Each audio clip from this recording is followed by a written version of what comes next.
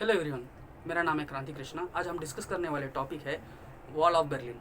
कल जो हमने डिस्कस किए थे फॉल ऑफ बर्लिन, उसके रिलेटेड ही है। जिन्होंने फॉल ऑफ बर्लिन नहीं देखा है उसे जाके देख कर आइए, क्योंकि तभी वॉल ऑफ बर्लिन समझ में आएगा। चलिए हम टॉपिक के अंदर चलते हैं। इस टॉपिक को मैं 3 हिस्से में डिवाइड किया हूँ, क्योंकि आपको ठीक तरीके से समझ में आए। पहला है क्यों इस वॉल को बांधा गया, दूसरा ये वॉल को क्यों प्रजा के द्वारा तोड़ा गया, तीसरा सोवियत यूनियन की पतन। चलिए टॉपिक चालू करते हैं। 1945 सेकेंड वर्ल्ड वॉर के बाद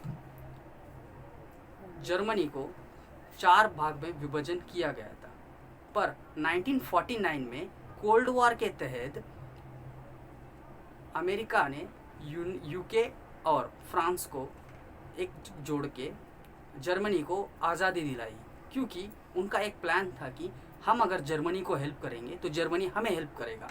एक मास्टर प्लान से जर्मनी को फेडरल रिपब्लिकन जर्मनी के नाम से आज़ाद कर दिया, पर उसे 2 कैपिटल दिया था, एक बॉन और एक बर्लिन।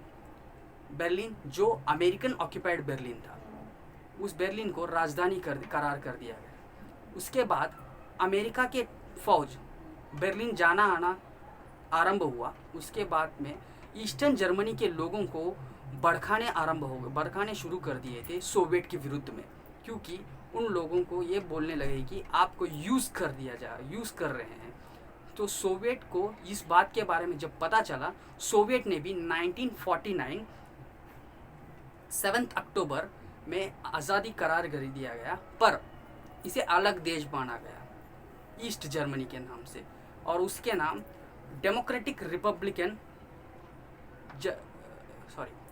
जर्मन डेमोक्रेटिक रिपब्लिकन नाम से माना गया।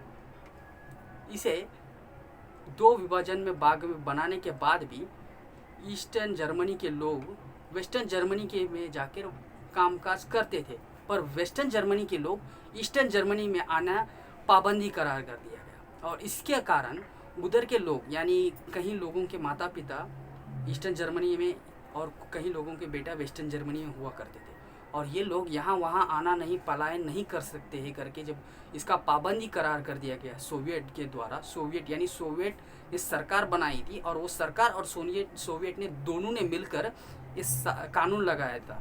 तो इसके विरोध में ही पहले ही ये कानून से ही उधर के ईस्टर्न जर्मनी के लोग गुस्से पे थे, भड़के हुए थे। पर उसके बाद भी ये जो दीवार है, यानी ये जो विभाजन है, इस विभाजन को हम 2 विचारधाराओं का विभाजन भी कह सकते हैं। पहला एक कैपिटलिस्ट जो हम आज रह रहे हैं, दूसरा कम्युनिस्ट।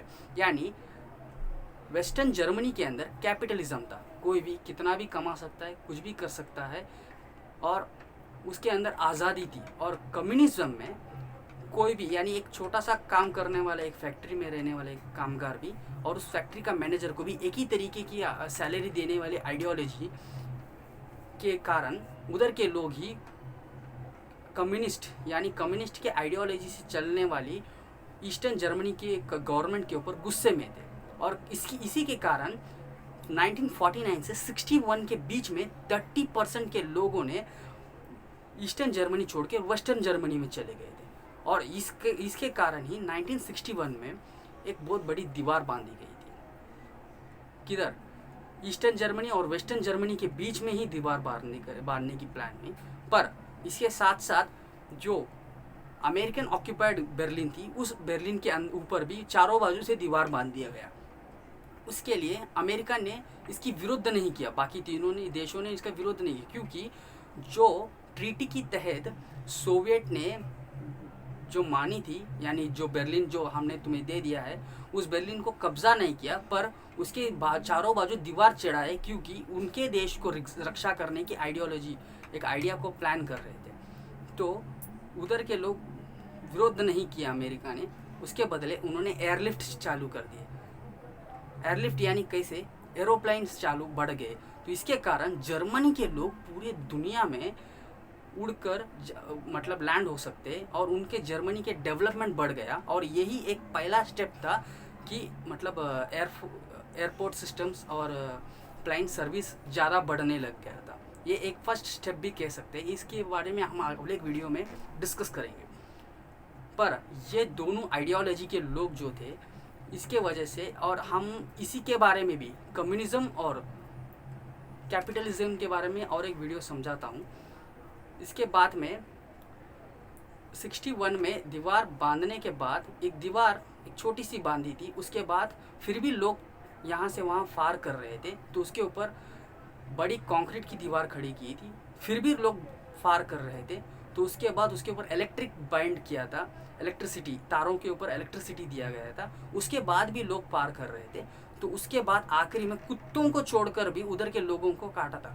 तो इन सभी हिंसा में 170 पूर्वी जर्मनी के लोग मारे गए थे, और इसके ऊपर बहुत बड़ा आक्रोश पूर्वी जर्मनी के लोगों के मन में जाग उठा।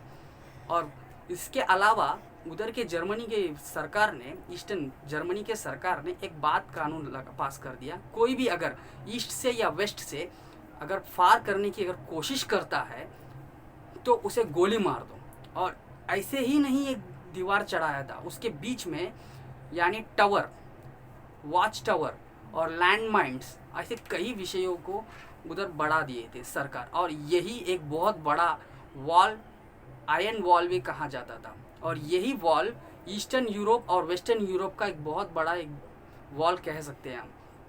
उसके बाद, उसके ठीक बाद जर्मनी में के लोग नीचे से, यानी उस दीवार के नीचे से खड्डा खोद करके वेस्टर्न जर्मनी में जाने की चालू हो गई थी। तो ये सब होते होते उधर के लोगों के अंदर की आक्रोश बढ़ते बढ़ते उसी समय, ठीक उसी समय सोवियत यूनियन की पतन होनी चालू हो गई। तो ये पतन सोवियत यूनियन को कमज़ोर कर दी थी।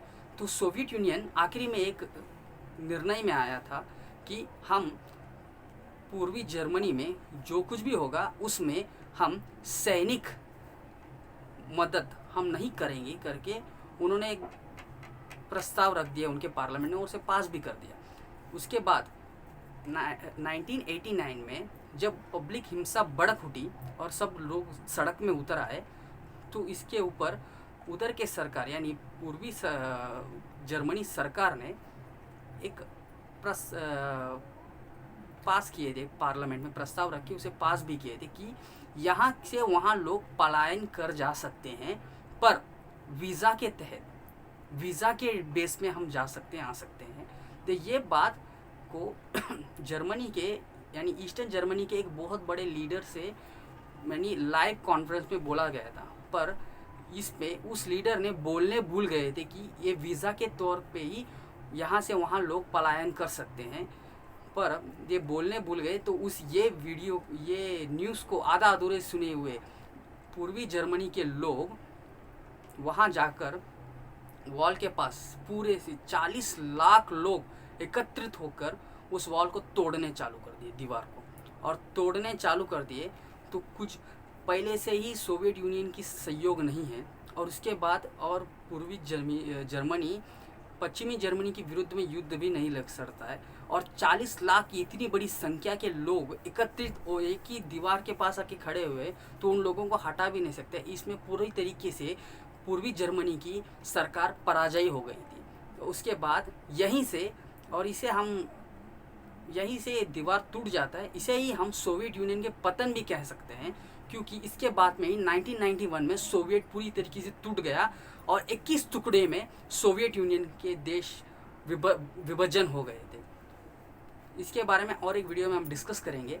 मेरे वीडियो को लाइक, शेयर, कमेंट ज़रूर करिए, और ऐसे वीडियो, इंटरेस्टिंग वीडियो के लिए सब्सक्राइब करने ना भूलें, बेल आइकॉन ज़रूर दबाइए, क्योंकि मेरे वीडियोस नए वीडियोस अपडेट होते हैं, तो उस वीडियोस को आप देखना ज़रूर है। और ऐसे इंटरेस्टिंग वीडियोस के ऊपर डिस्कस करना है तो कमेंट करिए। अंटिल देन, योर्स क्रांति कृष्णा, बाय।